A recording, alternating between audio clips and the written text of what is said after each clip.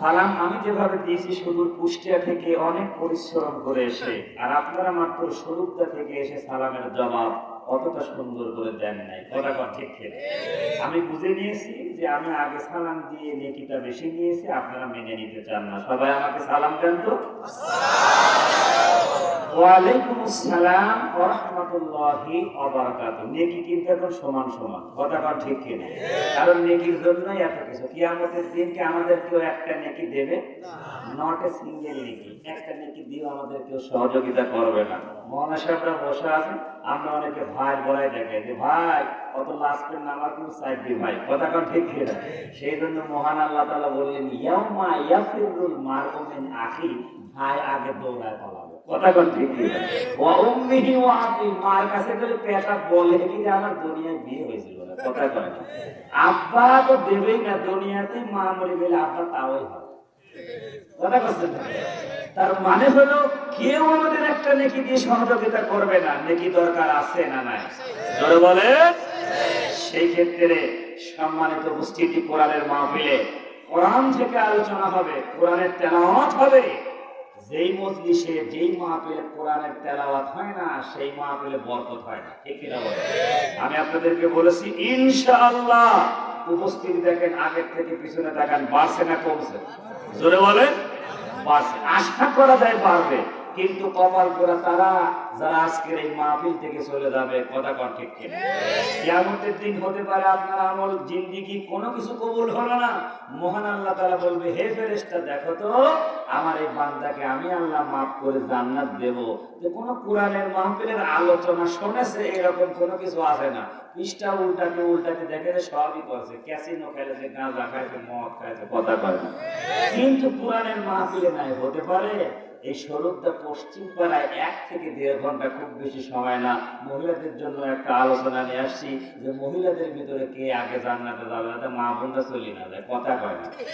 এই কারণে আপনাদেরও বাদ আছে।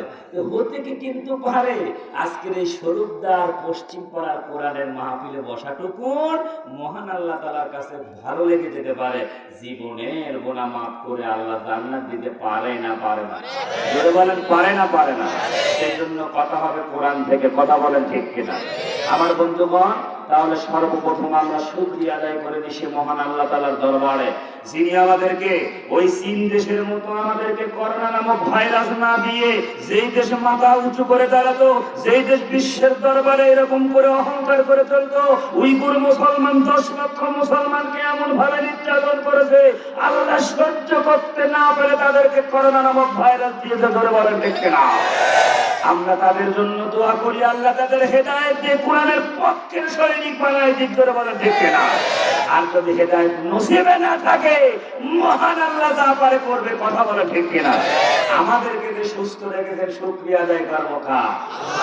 এইবার আসেন তো আমার ভাইরা, কোরআনুল কারীমে মহান আল্লাহ তাআলা বলেন লা ইন শাকারতুম লাযিদান্নাকুম ওয়া লা ইন কাফারতুম ইন্না আযাবি লাশাদীদ।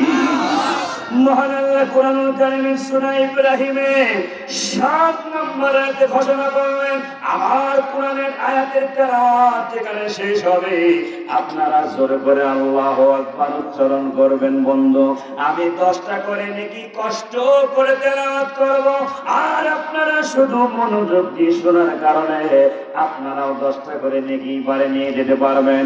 মহান আল্লাহ বললেন যে আমার শুকরিয়া আদায় করবে তার নিয়ামতকে আমি আল্লাহ তাআলা বৃদ্ধি করে দেব। কিন্তু ওয়ালা ইন কাফারতুম, কিন্তু যে কুফরি করবে, অস্বীকার করবে, ইন্না আযাবি লাশাদীদ, নিশ্চয় তাদের জন্য মস্ত বড় আযাবের ব্যবস্থা। জোরে বলেন তো আছে না না?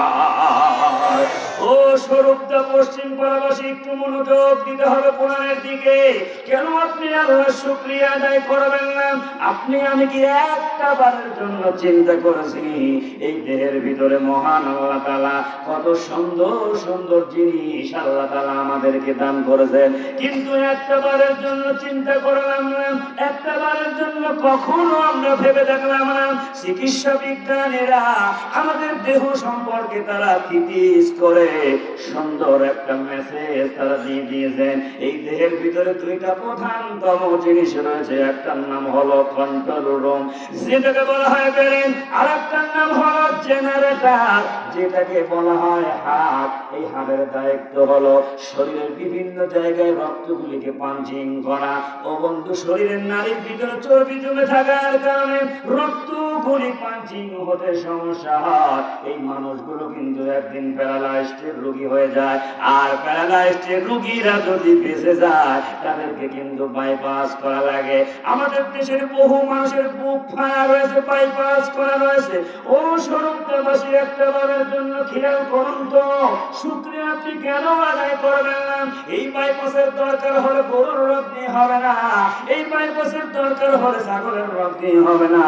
মহান আল্লাহ তাআলা প্রত্যেকের জানোর ভিতরে স্পেয়ার কিছু রগকে বেশি করে ফিট করে রেখেছেন, যে ডাক্তারেরা যখন বাইপাস করবে এই জানোর ভিতর থেকে রগটা নিয়ে কলিজার সঙ্গে লাগায়া দেবে।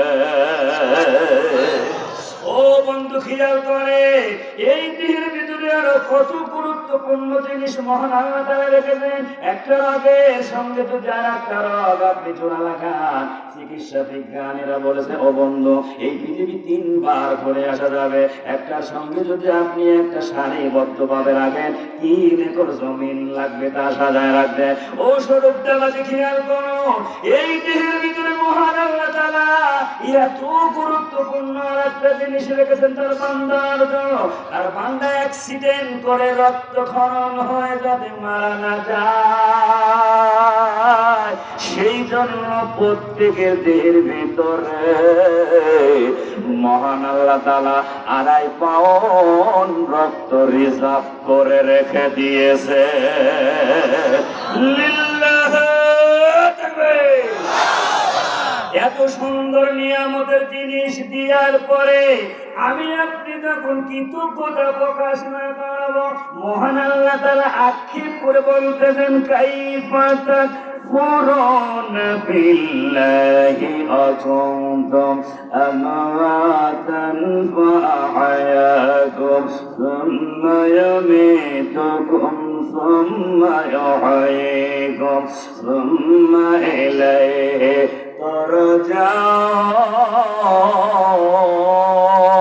তুরজাউন। মহান আল্লাহ তাআলা কুরআনুল কারীমের সূরা বাকারার 28 নম্বরে বলেন, কাইফা কেমনে তাকফুরুনা বিল্লাহ, তোমরা আমি আল্লাহর সাথে কুফরি করো, কুনতুম আমওয়াতান, তোমরা ছিলে মৃত, ফাআহয়াকুম, আমি আল্লাহ তাআলা তোমাদের জীবন দিয়েছি। ও বন্ধু, জোরে বলেন তো, আমাদের জীবনের মালিক কে?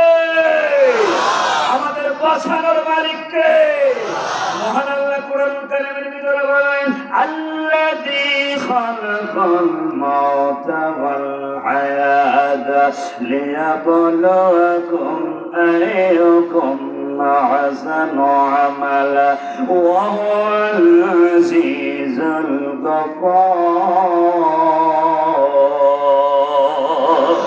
কুরআনুল কারীম সূরা মুলকের 2 নম্বরে মহান আল্লাহ বললেন, আল্লাযী, যিনি খলাকাল মাউতা, মৃত্যুকে সৃষ্টি করেছেন, ওয়াল হায়াতা, তিনি বলেন হায়াতের মালিক, লিয়াবলুয়াকুম, আল্লাহ পরীক্ষা করে দেখতে চান আইয়ুকুম আহসানু আমালা, কে কত সুন্দর আমল করে আল্লাহর দরবারে যেতে পেরেছে।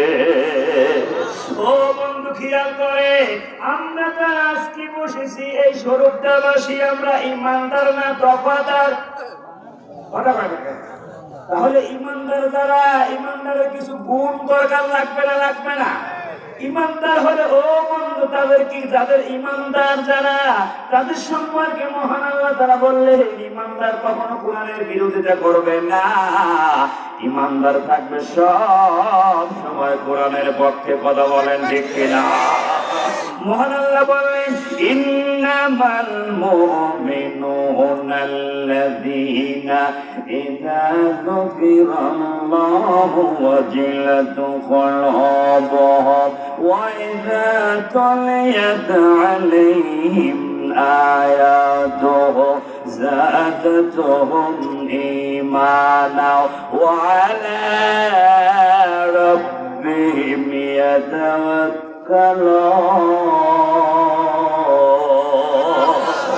সূরা আনফালের 2 নম্বরে মহান আল্লাহ বলেন মুমিনের বৈশিষ্ট্যের ভিতরে রয়েছে ও বন্ধু খেয়াল করেন ইন্নামাল মুমিনুনা আল্লাযীনা ইযা যুকিরাল্লাহ আল্লাহর স্মরণে তাদের দিল কেঁপে ওঠে ওয়া ইযা তুলিয়াত আলাইহিম আয়াতু যাদাতহুম ঈমানা মুমিনের সামনে যখন কোরআনের তেলাওয়াত হয় মুমিনের ঈমান আরো বেড়ে যায় আল্লাহু আকবার।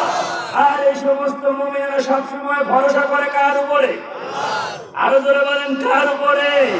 ও স্বরূপ দেবাজি খেয়াল করুন এই যে আমরা যারা ঈমানদার দাবি করি খুঁটিনাটি ভুল ভ্রান্তি যদি আমাদের হয়ে যায় জোরে বলেন তো তওবার দরজা খোলা আছে না নাই? আরো জোরে বলেন আছে না নাই? মহান আল্লাহ তাআলা বলেন ইল্লা মান তাবা ওয়া আমানা ওয়া আমিলা আমালান সালিহান ফাউলাইকা ইউবাদদিলুল্লাহু সাইয়্যাতিহিম হাসানাত ওয়া কানা আল্লাহু গফুরার রাহিম।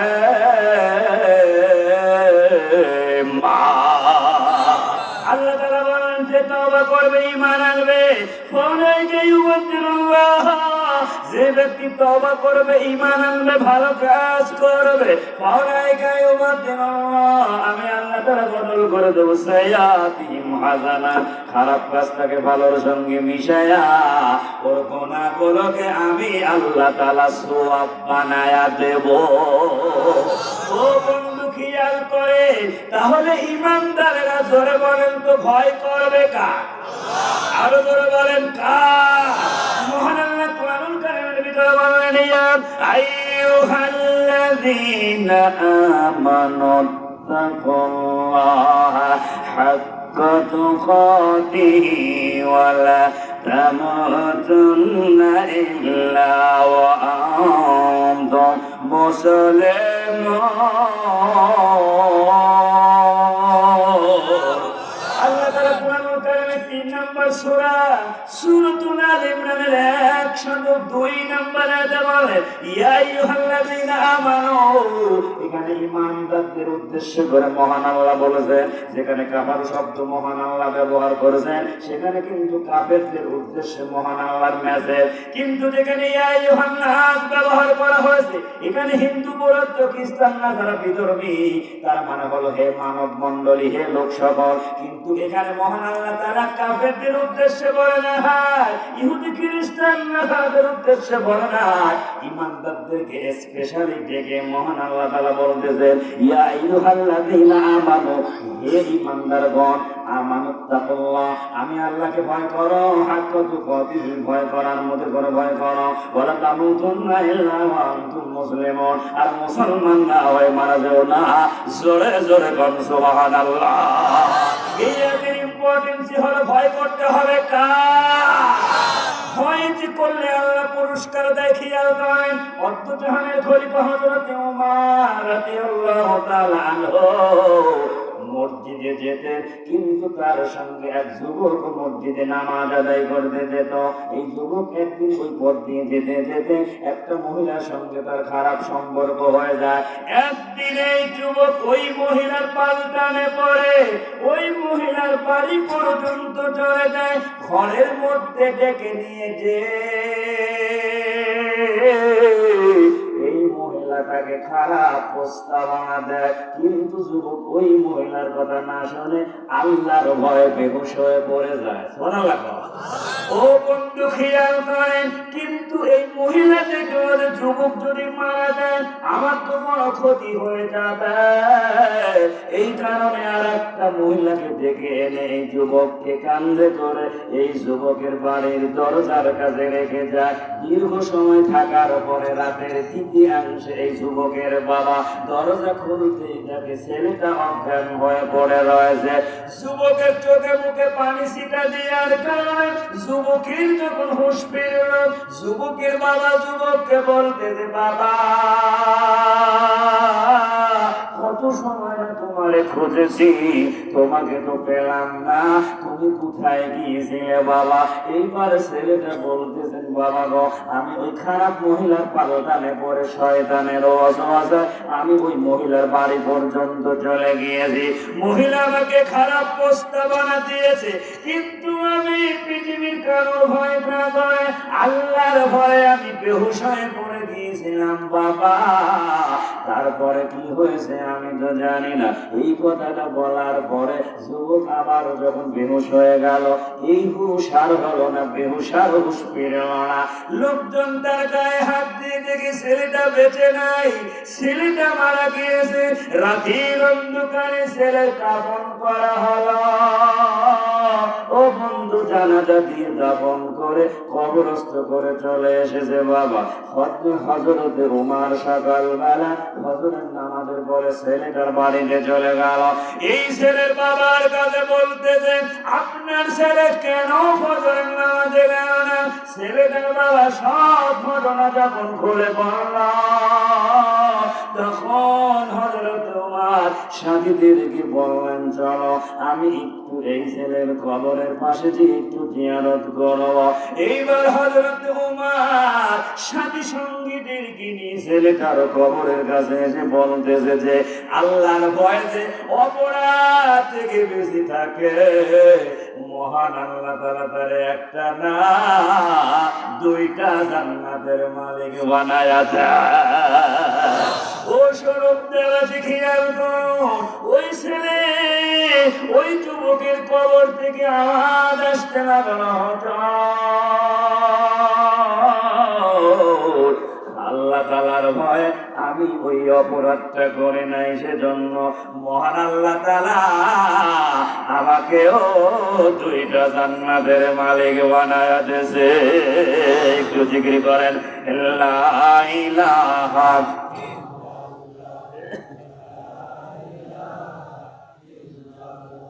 জোরে লা ইলাহা। আমার জীবন আমার মরণ আমার জিন্দেগি, আমার জীবন আমার মরণ আমার জিন্দেগি, ইয়া ইলাহি ইয়া ইলাহি কবুল কর আমার বন্দেগি। আমার জীবন আমার মরণ আমার জিন্দেগি, লা ইলাহা জোরে লা ইলাহা লা ইলাহা ইল্লাল্লাহু মুহাম্মাদুর রাসূলুল্লাহ সাল্লাল্লাহু। আপনাদের কি কষ্ট হচ্ছে ভাই? আলোচনা কি চলবে? চলবে মাশাআল্লাহ। সারা রাত রাতি দেখি কাকা সাহিত্য জানতে পারবেন আপনার মাশাআল্লাহ। ওরে পারবো না, আপনার কাছে নামাজ হয়ে যাবে। সম্মানিত উপস্থিতি, আমরা শুকরিয়া আদায় করে নিয়েছি। দরুদ পড়ছি বিশ্ব মানবতার মুক্তির দেশারি, সর্বকালে সর্বযুগের সেরা নবী, সমস্ত নবীদের নবী, যিনি ছিলেন মানবতার মহান বন্ধু, যিনি ছিলেন দুঃখ দুর্দশা অসহায় পাশে দাঁড়াবার একমাত্র মানুষ, মুহাম্মদুর রাসূলুল্লাহ সাল্লাল্লাহু আলাইহি ওয়াসাল্লামের উপর দরুদ সালাম তাজিম বর্ষিত হোক। সম্মানিত উপস্থিতি, আমি গুনাহগার যেখানে 2-10 মিনিট কথা বলার সুযোগ পাই, একটা সাবজেক্ট নিয়ে কথা বলা পছন্দ করি, যা বুঝার জন্য এটা কিন্তু খুবই সুবিধা হয়। আলোচনা আমাদের দেশে হয়, আমাদের এলাকায় ফরিদপুর জেলা, আপনারা নাম শুনেছেন, মধুখালী থানার বিভিন্ন জায়গায় এরকম রাত ব্যাপী, মানে সারা রাত ধরে কোরআনের মাহফিল হয়, ইসালে সওয়াব। সেখানে কিন্তু শেষে একটা তাবারক হয়। আপনারা কিন্তু এখানে তাবারক নাই, কথা ঠিক কিনা? আপনারা কোরআন থেকে যেটা নেবেন এটাই খাওয়া, এটাই তাবারক, কিন্তু সেখানে তাবারক থাকে। তা আমি এক সময় মধুখালী থানার বৈকুণ্ঠপুর এলাকায় একটা মাহফিলে দাওয়াত পেলাম। সেখানে বক্তাও থাকে প্রায় 7-8 জন। কয়জন? আমি গুনাহগার 4 নম্বর বক্তা। কয় নাম্বার? আমাকে দিল ফজরের নামাজের 1 ঘন্টা আগে। মসজিদে শুয়ে আছি, মনে করলাম আজ আর ওয়াজ করা হবে না। কথা কয় না। দিল। আমার একটা কিউরিসিটি জাগলো যে সন্ধ্যা থেকে নিয়ে এত রাত পর্যন্ত কি শুনতেছে। দেখি একজনকে একটু ট্রাই করে জিজ্ঞাসা করি। একজন বললাম, ভাই আপনি কি শুরু থেকে আছেন? তাহলে হুজুর জেনে তবারক শ্রেণী আমি আছি। কথা কয় না। তার মানে উনি ওয়াজ শুনতে যায় না, তবারক খাতে যায়। আমার তখন আরো বেশি কিউরিসিটি, দেখি না কেউ কি শুনছে আর কতটুকু জানছে। আমি ভাই আপনি কি শুরু থেকে শেষ পর্যন্ত মুনাজাতের আগ পর্যন্ত কথাগুলো কি শুনছেন? বলতে হুজুর কি বলেছে আমি খুব একটা বুঝি সাই উঠতে পারি না। কি শুনেছেন? হুজুর মাঝে মাঝে সুবহানাল্লাহ আলহামদুলিল্লাহ এটা কয়, তার মানে এক জায়গায় বসে ঘুম পাড়তেছিল। কথা কয় না। যেই হুজুর মাঝে মাঝে জোরে কয় সুবহানাল্লাহ আলহামদুলিল্লাহ, ও সেটালে মনে করে সারাদিন হুজুর এইটাই করেছে। আসলে কি তাই? আজকের আলোচনাটা হওয়া দরকার এমন সকালবেলা যে কারোর কাছে মুখস্থ বলতে পারবেন, সমস্যা কি আছে? তাহলে দিতে হবে একটু মনোযোগ। গ্লুকোজ আর গোলযোগ শুনলে কিন্তু হবে না। মনোযোগ যদি আপনি না দেন, আল্লাহ মাফ করুক, স্বয়ং জিবরিল এসে ওয়াজ করলে ভালো লাগবে না। কথা কয় না। তার এক্সাম্পল হলো, স্বামী ভাত খাওয়ার সময় মোবাইলে কথা বলে। আমাদের দেশে বলে না, বলে না। আসার সময় কালীগঞ্জ পার হওয়ার আগে একটা মোটর সাইকেলে 2 জন ছিল। আগের মোটর সাইকেল যে চালাচ্ছে সে কিন্তু ঠিকই চলে গেছে, কিন্তু পিছনেরটা পরি ট্রাকের নিচে চলে গেছে। আহা, দেখে খুব কষ্ট লাগলো। আমার যে গাড়ি চালাচ্ছিলেন, যে ড্রাইভার, উনি বিহার গাড়ি চালাচ্ছেন। মাঝে মধ্যে বললাম, ভাই একটু বি কেয়ারফুল, আপনি এরকম করে চালায় না গাড়িটা। যাই হোক, দেখেন মনোযোগ দিতে হবে। তখন স্বামী ভাত খাচ্ছে আর মোবাইলে কথা বলতেছে। বলতে বলতে স্ত্রীকে বলতেছে, স্ত্রী রে আমি তোমার কতদিন কই নাই যে তুমি রান্না করার সময় মোবাইলে কথা বলবা না। স্ত্রী তখন মনে করলো ব্যাপার কি, রান্না করার সময় তোমার স্বামী ছিল না এখানে, তো বুঝলো কি করে? বলছে যে আপনি বুঝলেন কিভাবে? বলে তুমি তো আজকের রান্না লবণও দেও নাই, মরিচও দেও নাই। আচ্ছা কারণ তো লবণ আর মরিচ যদি না দেয়, আপনাদের স্বরূপদাবাসী এলাকায় সেই খাবারকে কি খাবার বলে? আমাদের দেশে তো আইনলি খাবার। আপনাদের দেশে কি আইনলি খাবার, পাইনসি খাবার, যেটাই হোক বলে আর কি। তাহলে লবণ মরিচ যেহেতু দিনে, তাহলে আইনলি খাবার হয়েছে। এখন স্ত্রী তখন পিক আপ নিচ্ছে স্বামীর পর, আমি আপনার কতদিন ধরে বলে নাই যে আপনি খাবারের সময় মনোযোগ দেবেন, খাবারে মনে কথা কবেন না। আরে আপনি ডাল না ঢালি নে, জগতে তো পানি ঢেলে নেছে, পানির মধ্যে কি আপনার লবণ মরিচ থাকবে নাকি? কথা কয় না। যত সুন্দর ওয়াজি আমি আপনি করি না কেন, মনোযোগ যদি আপনি না দেন, সকালবেলা বলবেন হুজুরদের কি বলেছিল, ভাই মনে হচ্ছে না হুজুরদের কি বলেছিল। কথা কয় না। এরকম কিন্তু হবে। মাশাআল্লাহ, শ্রোতা প্রশ্ন করে বক্তার কাছে, আর আমি প্রশ্ন করি শ্রোতাদের কাছে। এটা আমার অভ্যাস। স্বরূপদাবাসী বলেন তো, আমার একটা এক্সাম্পল দিয়ে মূল আলোচনার দিকে চলে যাব। আমার আলোচনার বিষয় হলো ইমানদারের সাহায্য করে আল্লাহ। সুবহানাল্লাহ। কিভাবে যে সাহায্য করে আপনারা এখান থেকে দেখে যেতে পারবেন। মানে আলোচনার ভিতরে বুঝবেন ইমানদার হলে মহান আল্লাহ তাআলা কি করে সাহায্য করে।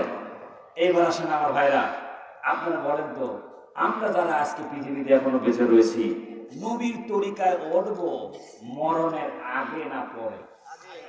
সবাই বলতে হবে মরণের আগে কিন্তু রাসূলের তরিকায় ওঠা লাগবে। কথা বলেন ঠিক কিনা? কিন্তু মরণের পরে উঠে কি কোনো লাভ আছে? আপনারা বলেন তো, আমরা কিছু লোক মৃত্যুর আগে উঠি না পরে উঠি? কোন সময় উঠি? জীবনে কোনোদিন নামাজ পড়েন নাই, আজানের সময় বুক ফুলে মসজিদে গাইতে চলে গেছে, আজান হয় আর কিরামত খেলে। কথা কয় না কেন? কিন্তু যেই মারা গেছে এবার হুজুর কাছে ফোন করে, হুজুর কোথায় আছেন, আসেন তাড়াতাড়ি, আপনি নিজের হাতে আমার ভাই কাপড়টা কাটিয়ে দেন। কথা কন না কেন? হুজুর পানির মধ্যে কি দেবো, বোরের পাতা দেবো না নিমের পাতা দেবো? পানির ভিতরে নিমের পাতা দিলে কি আর বোরের পাতা দিলে কি, মায়ের তো রাখার সাথে সাথে শুরু হবে। কথা বলছেন না? আমি কিন্তু কে কোন দল করেন আমি কিন্তু সেটা থেকে বক্তব্য রাখবো না। কোরআন কি আওয়ামী লীগের? কথা বলবেন। কোরআন কি বিএনপি? কোরআন কি জাতীয় পার্টি? কোরআন কি জাসদের? কোরআন কি বাসদের? কোরআন কার? তাহলে কোরআনের চোরের হাত কাটার কথা আছে না নাই? সেই কথা যদি আমরা কই চোরের খারাপ লাগতে পারে, চোরের খারাপ না লাগে ভালো মানুষের খারাপ লাগে, তার মানে চোরের সর্দার। কথা করছেন না কেন? মাইন্ড করবেন, আমি কুষ্টিয়া জেলার কথা বলছি। চোর ধরেছে, চোর হাইরে হাসা হাসতেছে, তুমি হাসতেছো তো তোমার মায়ের হবে, আমি আর কি চুরি করছি, মেম্বার চুরি করছে বস্তা বস্তা। এইবার চোরে ধরে নিয়ে গেছে চেয়ারম্যানের কাছে, হাসবেন না আর আপনারা রাগ করবেন না, আপনাদের কথা বলতে আমি কুষ্টিয়ার লোক, কুষ্টিয়া জেলার কথা বলছি, তাহলে রাগ করার কোনো কথা নাই। এই এলাকার চেয়ারম্যান গুলো আলহামদুলিল্লাহ সবাই আল্লাহর ওলি, কথা কয় না কেন? এইবার সে চেয়ারম্যানের কাছে যাওয়ার পরে হাই রে হাসা, হাসতেছে, বেশি হাসতেছে। তুমি হাসতেছো কেন? কয় যে হুজুর আমার মারবেন না, আমি আর কি চুরি করছি, চেয়ারম্যান চুরি করছে টোনে টোনে। কথা কষ্ট থেকে আপনার বলেন তো স্বরূপ দেবাসী ওয়াজ তো করোই, মাশাআল্লাহ একটু আপনাদের দেখি কি রকম অবস্থা, ওয়াজ করো, থাকবেন তো ইনশাআল্লাহ। আমাদের দেশে আছে বলেন তো মানুষ বেশি না চোর বেশি? কথা বলে না। আমাদের দেশের একটা লোক তাইফে ওয়াজ করতে গেছে, তাহলে বলতো বাংলাদেশের থেকে কোনো মওলানা তাইফে ওয়াজ করতে গেলে আমাদের ভালো লাগবে না লাগবে না? কিন্তু এক শ্রেণীর লোকের ভালো লাগে না, তারা আলেম নামে জালেম। এ কথা বলে না কেন? যাদের মনের ভিতরে হিংসা, কুল্লু মুসলিমুনা ইখওয়াতুন, এক মুসলমানের আর এক মুসলমানের ভাই হতে না পারলে তুমি কিসের মুসলমান হে? বুঝতে হবে কিন্তু আমাদের। আমি কাউকে ইন্ডিকেট করে, কাউকে কটাক্ষ করে, আমি কাউকে নাম ধরে কোনো কথা বলি না। চোরের কথা বলি, চোর একাই টের পায়। কথা বলে এইবার আসে গেল তাইফে ওয়াজ করতে, মাগরিবের নামাজের পরে আজান হয়ে গেল, জামাত হয়ে গেল, এইবার বলতে চোর চোর চোর। মাগরিবের নামাজ পড়ে শব্দ যখন হইলো, তখন ইমাম সাহেব যে তাইফে গেছে বাংলাদেশ থেকে, সে মনে করলো ব্যাপার কি রে, চুরি হয় বাংলাদেশে, তাইফে চুরি হচ্ছে। মাশাআল্লাহ চোর ধরা পড়লো। এখন দেখা গেল চোর বাংলা, চোর হলো আবু বাকর না, চোর তাইফের না, চোর হলো মেড ইন বাংলাদেশ। তাহলে মেড ইন বাংলাদেশের লোক জেনে যাচ্ছে, মাশাআল্লাহ দেখবেন কারো কাছ থেকে কিন্তু কোনো কিছু একবার নিয়ে আসতে পারলে জীবনে সালাম করেন দেয় না, আছে না তাই? তো ভাই নবীর তরিকা আমাদের উঠা লাগবে মরণের আগে, মরণের পরে কিন্তু লাভ নাই উঠে। একটা এক্সাম্পল দেব, তারপরে মূল কথার দিকে আপনাদেরকে নিয়ে যাব। স্বরূপ দেবাসী বলেন তো, চাচা খুব বড় লোক, ভাতিজা গরিব মানুষ, এরকম আছে না? ভাতিজার নাম হলো পচা। কি নাম? আগে মানুষের দুর্গন্ধ পচা এর মুরব্বী আছে। আমার এলাকার একটা লোকের নাম আছে কেরকে। কি নাম? কেরকে। আচ্ছা কেরকেটার নাম হলো এরকম নাম আগে ছিল, পচা নাম। চাচার বাড়িতে যে পচা করছে, চাচা গো আপনার কত গরু, কত ছাগল, বকরি, কত সম্পদের মালিক আমি, আপনি আপনার ভাইপো, আপনি আমার একটা গরু দেবেন। কি দেবেন? গরু দেবেন। এই গরুটা আমি পালবো, 2 পয়সা আমারও হবে আপনারও হবে। আচ্ছা কত? চাচা যতই বড় লোক হোক আর ভাতিজা যতই গরিব হোক, একটা গরু ছালে কি কেউ দেয়? কথা করছেন না? গরু ছালে কি দেয়? কেউ দেয়? গরুর লাদও তো দেয় না। আমাদের যে লাদও কিন্তু মহিলারা ওই পাটকাঠির সাথে এরকম জোড়া করে কিন্তু আখা ওই নদী শুকায়া হাইরে দাম। কথা কয় না? মহিলারা অন্য কিছু দিলে ওই পাটকাঠি দেয় না, আমার রান্না করার সময় লাগবে। ধরে 3 দিনের মাথায় সকালবেলা চাচাই ভাতিজার বাড়িতে চলে আসছে, দূর থেকে ডাকতেছে, ও পচা পচা। সকালবেলা এই মধুর কণ্ঠে বড়লোক মানুষ চাচার ডাক ভালো লাগে না লাগে না? কোনেতে বসতে দিবি, ভাতিজা কি কর্তব্য দিব? ও চাচা আছেন গরিবের বাড়ি হাতির পাড়া গো। হ কি গো, কি কামে আছেন? 3 দিন আগে তুমি আমার কাছে একটা গরু চাইছিলে গো, কিন্তু বহু চিন্তা ভাবনা করে দেখলাম আমার তো পর না, আমার ভাইপো, আমার ভাইয়ের ছেলে চাইছে, আগামীকাল সকালবেলা তুমি আমার বাড়িতে একটা গরু আনবা। কি আনবা? আচ্ছা এই মেসেজ যদি চাচা দিয়ে দেয়, আজ সকাল থেকে রাত পর্যন্ত কি পচার হাতে কোনো কাম উঠবনি? যিনি যা করতে যাচ্ছে খালি মনে হচ্ছে আল্লাহ সাদাটা দেয় না লালটা দেয় রে। দেশে কি এখনো দেশে না দিয়ে আগে খালি কালা চিন্তা করে কথা কম থেকে। দিন গেল রাত আসলো, এই কোনো কথা হবে না। দিন গেল রাত আসলো, কোন সময় যে চাচার বাড়িতে চলে গেছে সকালবেলা নিজেও করতে পারে না, আগে গেছে গোয়াল ঘরে। আপনাদের কি বলে? গোয়াল ঘর। এখন যা দেখে যে গরু শুয়ে রয়েছে, শুয়ে থাকার দেখে পচার খুব একটা মন ভালো না। গরু গাড় উপরে শব্দ করলো, তা গরু নড়াচড়া করে না। সামনের দিকে যা দেখে যে গরুর জিভি বাড়া রয়েছে। কি বাড়া রয়েছে? এই মুহূর্তে পচার কাছে চাচা চলে আসে। ও পচা আইসো? হ্যাঁ কাকা আসলাম তো। এই গরুটা নিয়ে বাড়ি চলে যাও। কাকা গরু তো উঠতেছে না। হ ভাতিজা তুমি যেদিন চাইছিলে ওই দিনই শোয়েছে। যেদিন চাইছিলে সেই দিনই শোয়েছে। এত ইঞ্জেকশন, এত বড়ি খাওয়ালাম বেটা, কিন্তু গরু আর উঠতেছে না। আচ্ছা কখন তো গরু কি আছে গো? গরু কি পাইছে আছে? চাচার এইটা দেখে ভাতিজার মন খারাপ, খালি হইতে কিভাবে চলে আসবে এই চিন্তা করতেছে। কসে চাচা এই স্বরূপদার বাজারে যাব আর আসবো, যাব আর আসবো। আচ্ছা কম পচা যদি হইতে বাড়ায় আর কি চাচার বাড়ি যাবে না? পচা কি মরা গরু নেছে? স্বরূপদাবাসী একটা এক্সাম্পল, একটা ওয়াজ বুঝলে বেশি ওয়াজ লাগে না, কথা কোন ঠিক কি? পচার মতো মানুষ একটা মরা গরু নিল না। আমরা যারা রাসূলের উম্মত দাবি করতেছি, নামাজ নাই, রোজা নাই, দিন কায়েমের কোন চেষ্টা নাই, রাসূলের কথা খারাপ করলে আপনি হাসেন, আপনি কিসের উম্মত? ইমানদার যারা আমরা দাবি করি, আল্লাহ নিয়ে রাসূল নিয়ে কোন কথাবার্তা বললে তাদের জিহ্বাটাকে কেটে ফেলতে হবে, বলেন ঠিক কিনা? ইমানদার এখনো মরে যায় নাই, আমরা তাদেরকে ধিক্কার জানাই। নাস্তিকদেরকে বলতে চাই, আবার যদি এইখানে এই দেশে আল্লাহ নিয়ে রাসূল নিয়ে কোন খারাপ কথা হয়, বাংলাদেশ থেকে তাদের ঝাঁটা পিটা করা হবে, ধরে বলা দেখতে। কারা কারা রাজি আছেন দুহাত তুলে দেখান, মাশাআল্লাহ।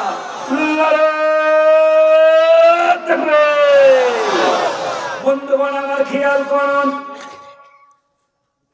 আমরা আজকে যারা কোরআনের মাহফিল শুনতে এসেছি, আমি কিন্তু শুরুতে আপনাদেরকে বলেছি আমার আলোচনার বিষয় হলো ইমানদারের সাহায্য করবে আল্লাহ। ও বন্ধু খেয়াল করেন, আজকে যে আমরা আজকে কোরআনের মাহফিলে এসেছি, জন্মগতভাবে আমরা মুসলমানের ঘরে এসেছি, এই সৌভাগ্য কিন্তু হিন্দু, বৌদ্ধ, খ্রিস্টান, নাসারা তারা পায় নাই, জোরে বলেন ঠিক কিনা? কিন্তু মুসলমানের দাম কিন্তু আল্লাহর কাছে অনেক। আমরা মুসলমানেরা আমাদের দামকে আমরাই নষ্ট করছি ও বন্ধু।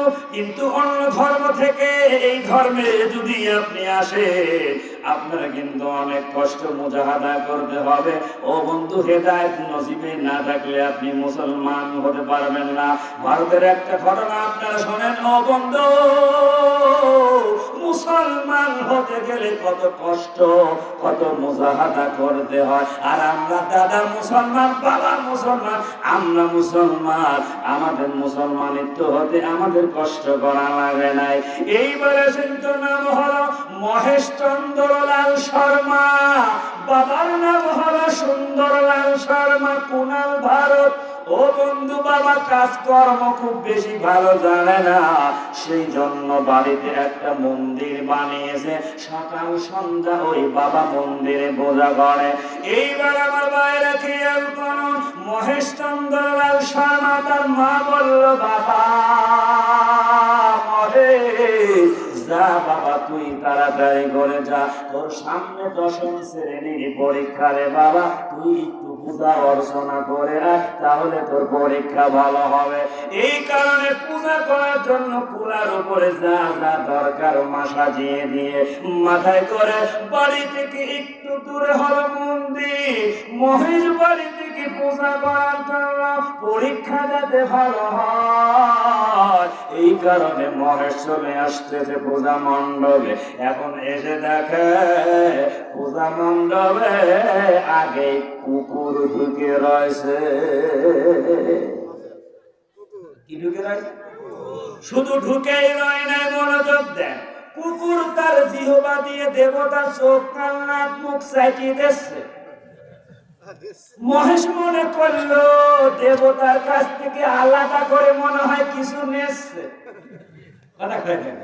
কিছু সময় পরে মহেশ একটু আড়ালে যে দেখতে চেষ্টা করলো, দেখলো যে কুকুরের কাছ কিন্তু পিশাব করার জায়গাটা পরিষ্কার করি না। এইবার স্বরূপদাবাসী খেয়াল করো, মহেশ দেখলো যে কুকুর একটা ঠ্যাং উঁচা করে পরিষ্কারের জায়গাটা বিরাস ফায়ার করে দিল। কথা কয় না? এইবার আমার বাইরে খেয়াল করুন, মহেশ মনে করলো নিজেকে নিজে কন্ট্রোল